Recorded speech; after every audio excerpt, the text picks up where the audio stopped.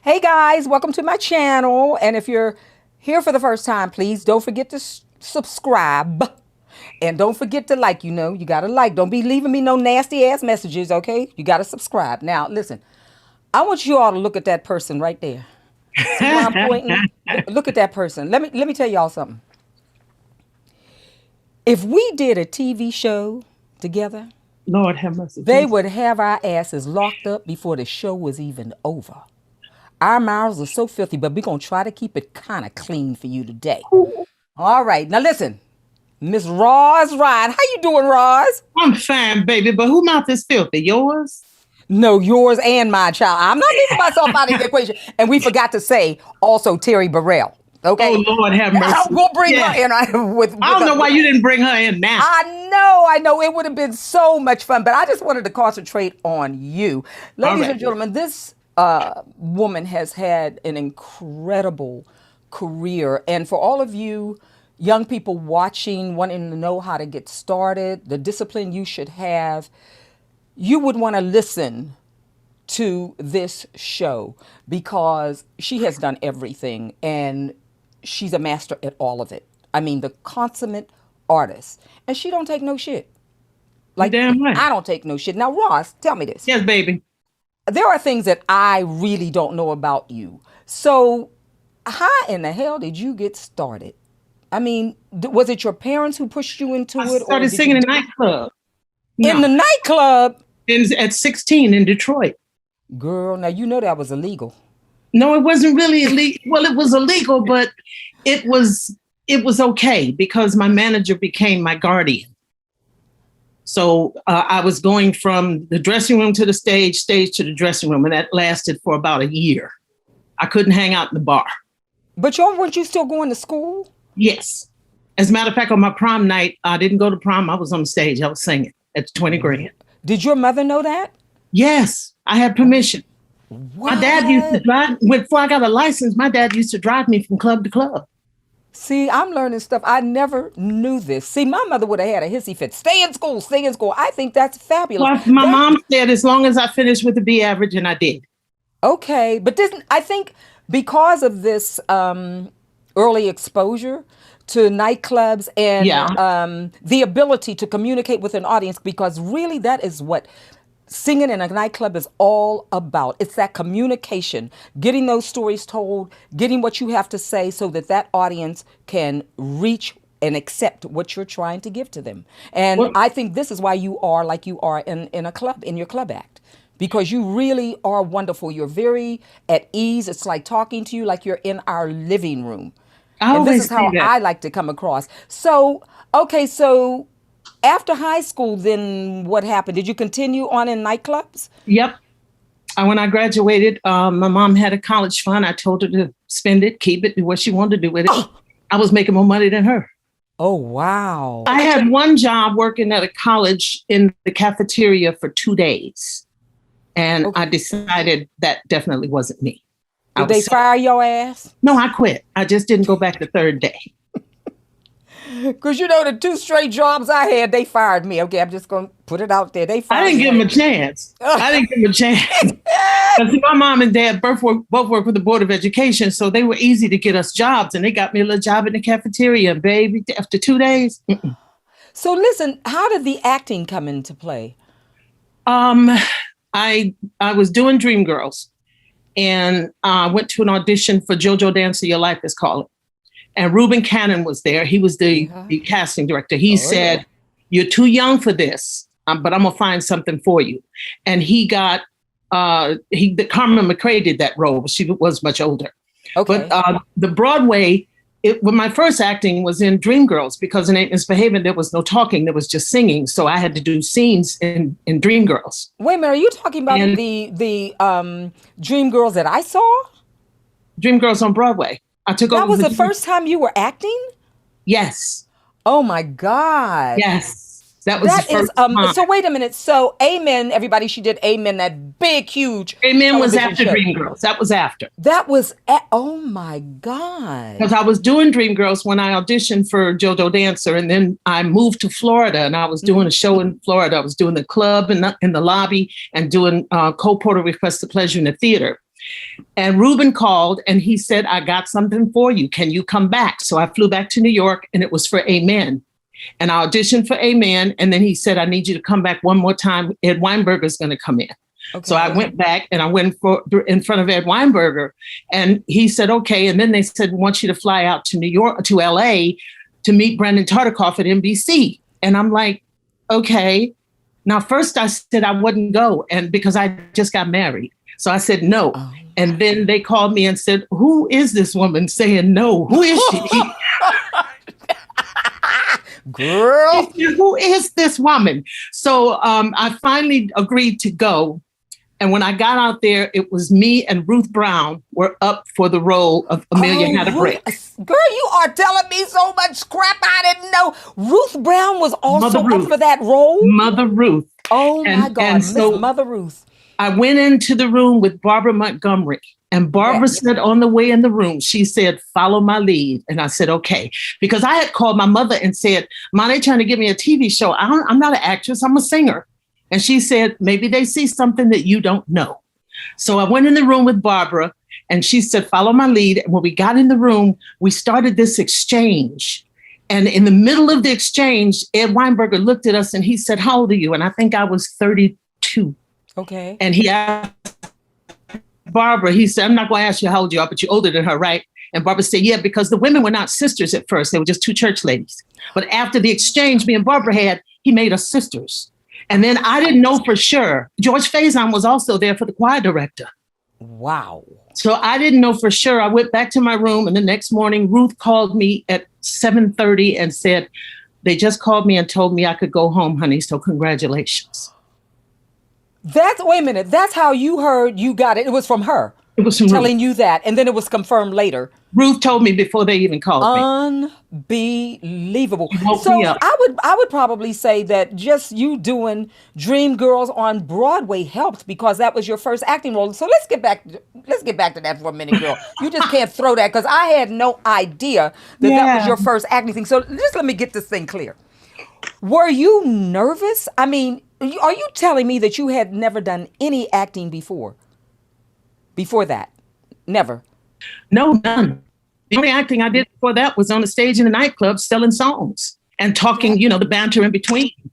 Wow. But I wasn't nervous. I was game. It was like, okay, I'll try it. I knew I could sing, so I wasn't worried about the other part. And I should have been because when the review came out that I thought, my agent said, it's not bad, but let me see how you feel about it. And the reviewer said, she's a better actress than she is a singer. Okay. I was elated. Yes. I thought it was the most wonderful review of my first acting job. Yeah, I mean, that's high kudos, baby, because that's big kudos. I'm trying to remember what was my first. I think it was the Lena Horne piece at the Benedum in Pittsburgh. There were 3 choreographers, and Lynn Taylor Corbett had put a piece together, the Lena Horne piece, different from the one that I created. But I think that was my first. Yeah, I remember, though, trying to approach it earlier on, and it just felt like Vivian went to the store to get a girl. I was like, listen, here's how I feel about this. I don't know if you even thought about this, but I was so used to piano and voice during the classical days. Yeah. And then a trio. Yeah. Piano, bass, and drums. Maybe they took away that damn piano, bass, and drums, and it's like, oh God, what do I do? And Chuck, what was Chuck's? I can't think of Chuck's last name. Director, actor. He used to say, if you could just treat acting like you do your songs, like you do the music. Exactly. It took me a minute to get it, but once I got it, it was great. That is absolutely amazing. Now listen, what was maybe a really funny thing, you don't have to call any names or anything, that happened while you were doing Amen? Because I know there had to be lots of shit going up in there. Oh my gosh. I know. This is one of my best stories is Sherman, who I call Germ, affectionately. I was living in Florida. I was married to that second one. I forget his name. But I was going home and I said, does anybody want anything? And Sherman said, bring me an alligator. So I went to the pet store and I got a pet Cayman alligator, put it in a cat box, got on the plane, and the woman said, "How old is your kitten?" And I said, "It's not a cat." She said, "What is it?" I said, "A gerbil." I knew if I said an alligator, it was going to throw me off the damn plane. Hell yeah. So I told a little kind of story. But anyway, so I get back and he takes this alligator. I give him the alligator and he's screaming. He's laughing. He said, "I wasn't serious." He built a complete pond in his backyard for this alligator and named it Theodore. Oh my God. And then when it got to be 6 feet, he donated it to the zoo. So it he kept it till it got 6 feet. He kept it till it was 6 feet, and then he donated it to the zoo. There's a funny thing too. He used to call me Miss Makeup. Oh, because you like to wear makeup? I was dolled, high heels. Manel Carter told me, hell yeah. You ain't gonna wear them high heels every day. And I came in every day with my pumps. But you know what? I used to do the same thing. I used to love to beat. And heels, the whole thing looked like we stepped off the cover of Vogue. I mean, that was the thing. That was the thing on Broadway. That was Michael Bennett. Michael Bennett said, "You're a dream girl in here and in the streets." You know, the thing is going back and forth like this. Or is your laptop on your lap? Well, it is now. Okay, because it's like, it was going like really okay, I'm sitting still, damn it. Okay, sit still, damn it. Just say, I'm going to keep this part in. You see? What? She done everything, and then she can't. Well, in fact, why was that thing going like that? What the hell were you doing? I was holding it in one hand. Okay, let me show you. I had it like this, and it was rocking. Show the people that's watching you do this. People Miss look Professional. At this. Rocking. I'm rocking. Yeah, well, you stop rocking that thing. Put that thing down. It ain't rocking. All right, there you go. So, so, and he kept that thing until it got 6 feet. 6 feet, and he donated it to the zoo. That is amazing. Now, how did you get along with Barbara? Was everything good? Because what we got as an audience, it was like such a camaraderie between the two of you. It was great. We were really like sisters. Barbara still to this day tries to tell me what to do. Oh, you know that's Barbara. This very day, that's big sister. We were like sisters. She treated me like her little sister. Amazing. And we had this exchange that we came up with the thank you, sister. No, thank you, sister. No, thank you, sister. We did that one day, and Ed Weinberger came out the room and he said, "Keep it." That is so funny. But now listen, let me ask you this. You're disciplined because you're extremely disciplined like I am. So is it somebody told you, look, you go home, you do your homework, you come and you be consistent. Did somebody have to tell you that, or it was innate? It was in you to know to do that? No, it was pretty much in me when I got to Broadway, because in Detroit, we didn't have understudies and we didn't work the way that they work in New York. We worked 2 shows a day, 5 days a week, one show on the weekend. No, one show Monday and Tuesday. On the weekends, 2 shows. And there was no understudy. So you just had to make sure you got some rest, even though at that period I was a little wild. Yes. And when you're young, you can do that. Yes. But as you mature, you realize that you require a lot more discipline. Yes. Because when I got to New York, I'm like, okay, you got to go home and go to bed, baby. Mm-hmm. Well, I was always, I think, disciplined only because my background was classical music. So to hear Harold Perrineau, I mean, his real name is Harold Williams. Sorry, Harold. But I love his last name. Isn't it? He used to say, "Vivian, why you got to be so serious? Why you got to be so tense?" But I think it just carried over from classical music. But having said that, though, I know you've been in shows where you wanted to choke some of your cast members because they were not taking it seriously enough. Meaning, they think that after they finish their rehearsal from 10 to 6, the day is over, and then after that, that time is their time. Mm-hmm. Not when you're in a rehearsal and you learn in a show. So I know that you've had some issues with some cast members that kind of just didn't do the homework and came in the next day ill prepared, and the director had to go back and go over stuff. Oh yeah, but not in Dreamgirls. Oh, everything after that, you walk in and you look at the call board and you see people taking off for a hangnail. You know, got my fingernail broke, so I'm gonna take off. Or kids taking off, and then you go out between shows and you see them walking down the street at the street fair. And they called in sick. They called in sick. Ain't that something? Yeah. And I've told a lot of them, I said, "Boy, Michael Bennett would have fired you 3 days ago." You know, it's so funny that you said that, because Okay. I teach, right? And I tell my students, when you're that young, I never did, and I'm sure you didn't either, but when you're that young and somebody gives you constructive criticism, well, let me just use my students. I think there's only been 2 out of the 6 years that I've been teaching that they didn't start crying. And I'm like, okay, I just gave them constructive criticism, and all of a sudden they wiping their eyes. I said, okay, go into the powder room and get yourself together. So they go into the powder room, come out. I said, sit down. I said, you will never cry again. I said, if your skin is that thin that you can't take constructive criticism, I said, baby, a director would fire you. They don't have time to put up with you crying every time they get. I said, as long as you're in this business, you will get notes. As long as you're in the business, that's what it is. That's the way it works. So they were only allowed to cry one time, and they never cried again. I said, let me be the one to prepare you, because you cannot take that into the professional world. And they never did. No, because the directors will hire somebody less talented than you. Hey. More mature, but less talented. They don't care about it. You cannot go in with that kind of attitude, because it is constant criticism, constant rejection. Somebody asked me, what do you do in auditions? I said, I go in and I picture everybody in their underwear. 6 months down the line on Prozac telling me all their problems. And that's exactly what happens. A lot of times after you get in a show, you find out, oh, that was the girl that gets the coffee. And that was are you kidding me? You filled this room trying to intimidate me with what?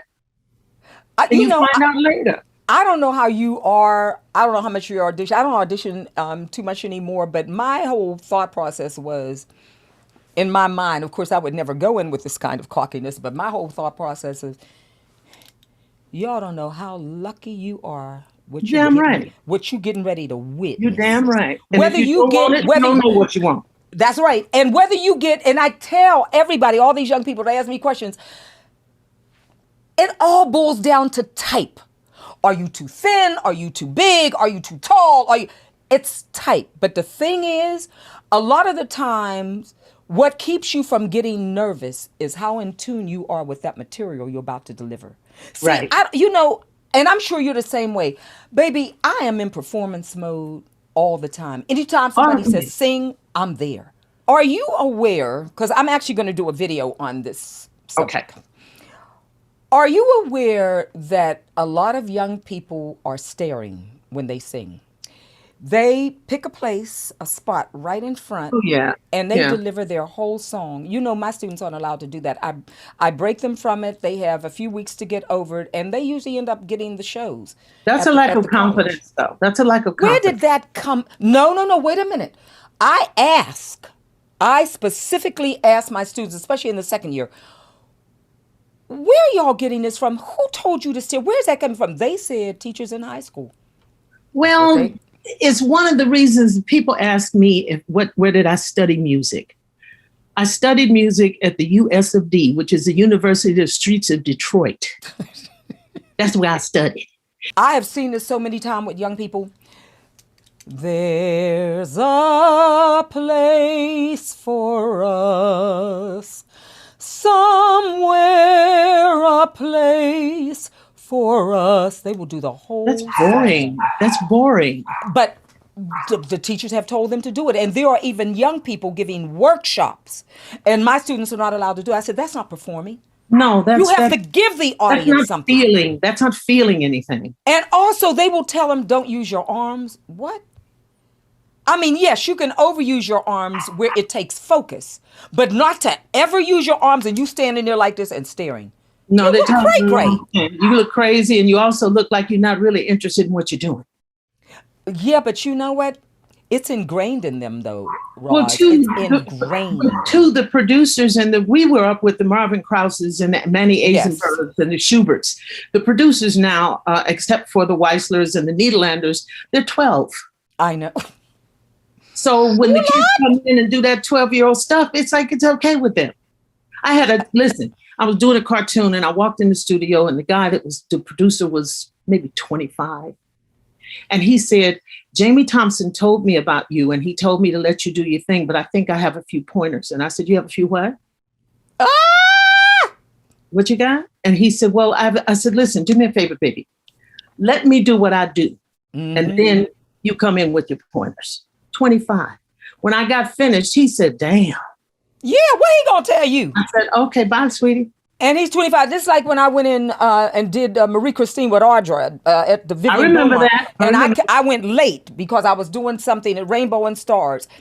And so I got to the rehearsal late. And so I always will respect the director and say, I said to Graciela, so Graciela, how do you see this role? What do you want to tell me? And she said, Vivian, you got great instincts. Let me see what you do on your own. And most directors, when they're dealing with actors, performers like we are, they just sit back. Because a lot of the times we may bring stuff to the table that they never thought about. And I'm going to tell you something else. Steven Spielberg, he was on, I think it was Phil Donahue, and the whole hour was on Steven. And the question was, how do you get the best out of your actors? How do you get great performances out of your actors? And he said, it's a collaboration.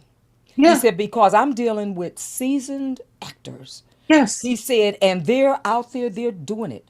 He said, so I see what they bring to the table, and then we talk about it. He said, but there is no way when you're dealing with seasoned actors that you can arrive at a great performance by telling them everything what to do. No. It doesn't work like that. Doesn't work. Doesn't work like that. And I think this is one of the reasons why I tell my students, when you go into audition, you don't know. You can't pick up the phone. Where's the phone? Excuse me, Mr. Director, but how exactly should I plan for this song and this scene? How do you see me doing? You don't have that luxury of doing that. So what do? You look at them two sides, and you may not even see the script. You have to base what you're going to do off of what's in that script that you're looking at, those two pieces of paper, the two sides. And you have to make a decision. You can't go in there thinking, oh, God, does the director want this? You don't know what the director wants. No, you can't say yes. You have to go in there having made up your mind how you're going to sing that song, or if it's a musical, and how you're going to deliver those sides. And you must be convincing, even if it's opposite of what the director will ultimately ask you to do. Yeah. But because you never know. You never know. You don't know, and you can't pre-guess what they're going to say. Can't pre-guess, baby. You can't do it. So you have to go in with confidence, do your work, and too many phones in the house. What's going on? Somebody call. I know that phone wasn't ringing during this thing. Oh, hell no. But you know what, girl? I just threw it on the phone. It's in the garbage. But anyway, Roz, what would you say? What would you tell somebody that's in this business that takes it so lightly and a lot of people coming in this business for what they think they can make. Oh yeah. They don't love it. I get absolutely offended when people say, would you introduce me to your agent? Because I want to try acting. I get absolutely offended. I do too. And I tell them in the nicest way that I possibly can, what's happening in my life, even if you met my agent, doesn't mean it's going to happen in yours. That's right. This is my life. And this is me. This is our collaboration, me and my agent working together. So if you were working with him, it would be a whole different dynamic. First of all, you're not in this business. You just told me you want to try to do something that is my life. But did you ever once think how insulting that they think this is something that happens like this? Yes, doing Dreamgirls. Now, you know how strenuous and difficult Dreamgirls was. Doing Dreamgirls, I come out of a matinee and this woman walked up to me and said, what do you do for your day job? No, she didn't. Yeah. What did you say? What did you say? You didn't slap her, did you? No. I said, baby, you have no clue. We do 8 shows a week. I live in this building. Yep. So what you just saw, 2 hours worth of work, that's all day long. That's rehearsals, that's put-ins, that's extra, what they call tighten up. That's all kind of stuff. And then that particular show, are you kidding me?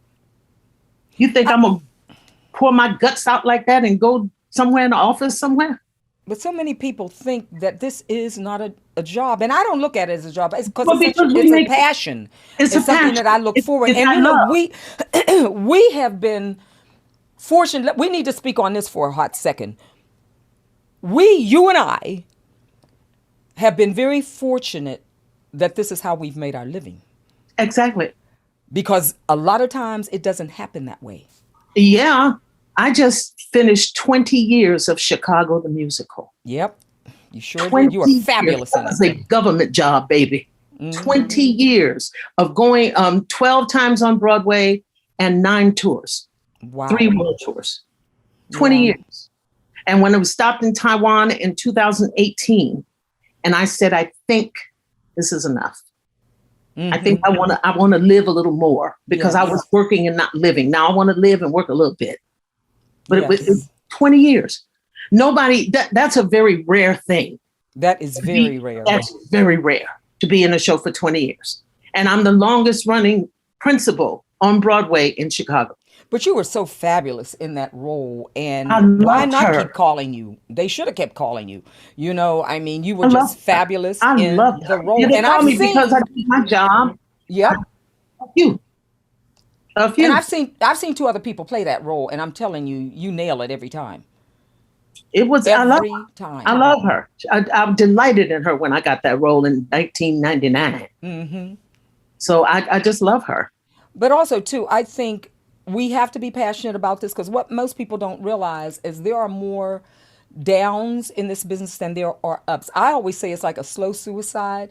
And the one doctor asked me, so you don't get a paycheck every week, so how do you live? I said, listen.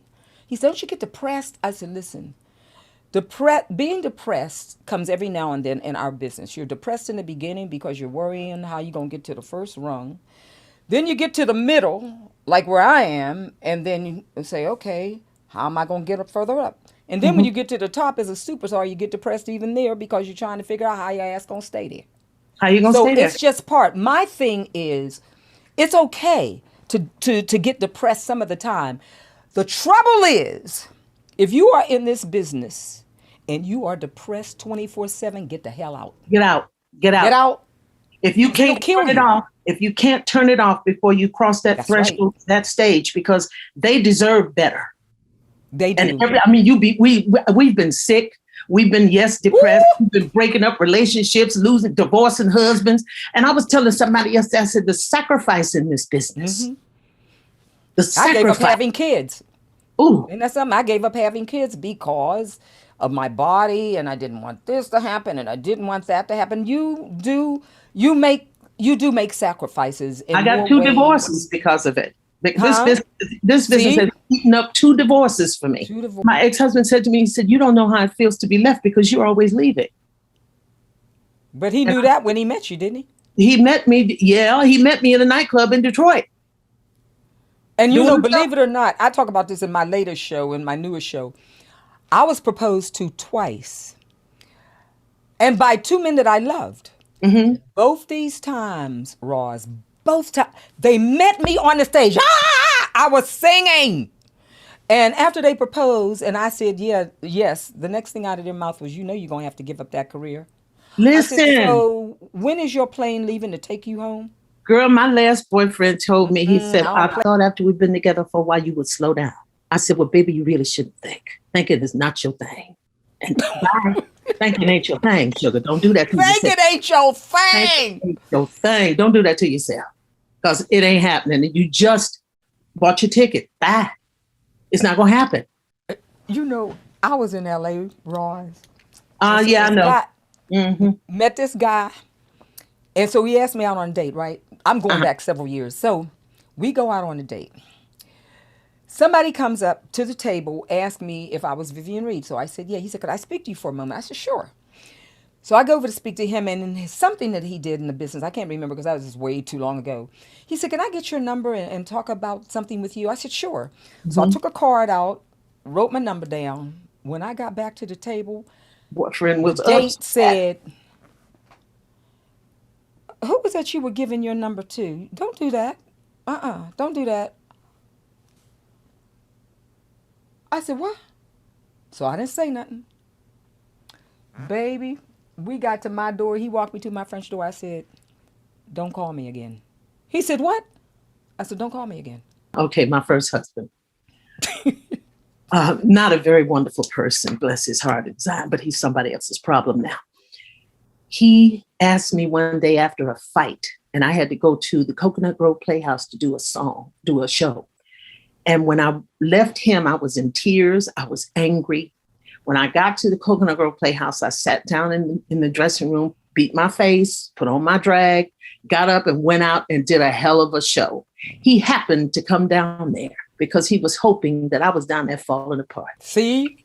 He literally asked me, how do you do that? I said, do what? He said, we were fighting. You were very upset. You left. And then you come out on stage and you just beaming and joking and playing. I said, baby, listen, when I crossed the threshold to that stage, right. You don't exist. That's right. That's my world. You don't have nothing to do with that. You do not exist. Do you hear what she's saying? Any of you young people who are watching, as I have said to so many people, leave your crap at home. Leave your crap at home. The director doesn't care. The choreographer doesn't care. The producers don't care. The musical director doesn't care. They don't care. And the audience deserves better. And the audience deserves better. All of you. All of you. That means you do a show at the beginning of the week, you got 7 more to do. That means you should be just as fabulous on that 8th show of the week. Your voice may be tired, but you know what? If you up on your skills, you can find a way to still make that audience feel, even though you might not be in the best voice. The magic. That's a great story, Roz. That's a great story. Because people don't understand that. No, they don't. And every time I was watching Tina Turner's movie the other day, now I've never been beaten up, but I've been emotionally beaten. I know. And being emotionally beaten is worse than the bruises, I'm telling you, because that's harder to get over. So what you have to do is music is my life. It's not something I do, it's what I am. So you have to get over it for the love of your music. And eventually, and I told another person, I said, you leave when you leave, when you've had enough. It's relevant. It doesn't apply to everybody the same time, the same thing, the same way. It means that each person, when they've had enough, they leave when they leave. Yeah. But you got to know when to leave. Music has helped me. Music has helped me survive. And I'll even go further. Even when it comes to your family. Yes. Well, they don't give a shit about your family. You cannot be bringing your baby, your grandmama, your mother, and all that to rehearsal. No. You can't do it. No. You cannot do it, because you keep doing that and you do that one too many times, you will get fired because they don't care about your family. They don't care about that. It's a distraction too. There's too much necessary concentration that goes into what we do in a room than to have your baby over there yelling or your husband over there looking at you. Y'all stay home. This ain't your place. That's why I said when it comes to that, he didn't exist. Yes. And I'm the same way. No, that's probably one of the reasons why I never got married, because no, you're not going to be questioning me. You know, because you know what we do when we finish a show at night. We want to go out, maybe talk, unwind. This is what we do. I mean, and you're going to ask me, okay, now the show was over at, 10:30? Why are you just coming in here at 1 o'clock? What? No, we don't. Oh, we don't no. and it's not that I don't love a good man. I love a good man, but I think you have to understand. I definitely think it's harder when the woman is in show business, Roz. It is. It's harder. Because there is an understanding that is needed and a trust. Mm-hmm. Now, I don't know about you. I have always been a one-man woman. I'm not looking to be going out and doing all kind of crazy stuff with a lot of different men. I'm a one-man woman, but you have to trust me. That after a show is over, I'm hanging with my friends, and then I'm going to come home to you. You know, trust, period. Just period. Period. If I go to the store, if I stay to the store too long, I'll walk around. That's right. You got to trust, period. You just trust the relationship. But see, that's the reason I'm not married now. And I probably never will do it again. Yeah. I'm not saying never. I'm saying I probably never will do it again. Because now I'm very set in my ways. What I love is my career. It comes first after God. So baby, you have to be third. You have to be third. And that doesn't mean that I can't give you enough for us to be together and you to be happy. But it's easier for the man to be successful than the woman not to be, because when the woman is, the man tends to want to prove either that he doesn't need her or that he can survive without her. And therein lies the infidelities and all the other shit that happens. And I've been through it too many times. So I think, Roz, you seem very, very happy now. I'm ecstatic. Very, very happy. Do you date every now and then? I'm not dating now. I got a puppy. See, I'm thinking about getting a puppy too. I got a puppy. Wow. I got a puppy. And when I got the puppy was after the last relationship, and when I realized with this damn demic that I was going to be at home. There he is right there. I got a puppy. It's cute. What's his name? Her? A female or a male? Sir Maximilian Ryan. Wait a minute. Sir Maximilian Ryan? Yes. You gave him all that name. Yes. So when you call that dog or that puppy, what do you say? Come here, Sir Maximilian. You say all of that? Max. Oh, see, I knew that. Max. Girl, you know you ought to quit. You had me thinking that you saying that whole long name when you call him Max. You know what? The groomer says it. The groomer, when he walks in the groomer, she says, "Hi, Sir Maximilian." Oh, the groomer comes to your house? No. I take him to the groomer. Is she good? She's wonderful. Her name is Cindy, and he loves her, and he don't like a whole lot of people. This has been so great, sharing these stories and talking to you. And for sure, I mean, we worked together in, I think it was one or two shows, one show. We did Blues in the Night. Blues in the Night. And just such a pleasure, but also, too, we just stayed friends. We stayed friends. You know, because you are, you know what it is, guys, those of you watching, it's like when you lock into someone who is not insecure, who is on top of their game. Because I'm sure, Roz, you have walked into rooms and some ladies went, okay, because they can't deal, either the strength or something that they can't deal with. But when you find women, strong women who are secure, those are the ones that make really best friends. They make best friends, yeah, because there's no competition. Roz, thank you so much, baby. La vie, I love you. You know I love you too. Wave to the people now. I keep listening. Bye. Subscribe. Yeah, subscribe. You better subscribe.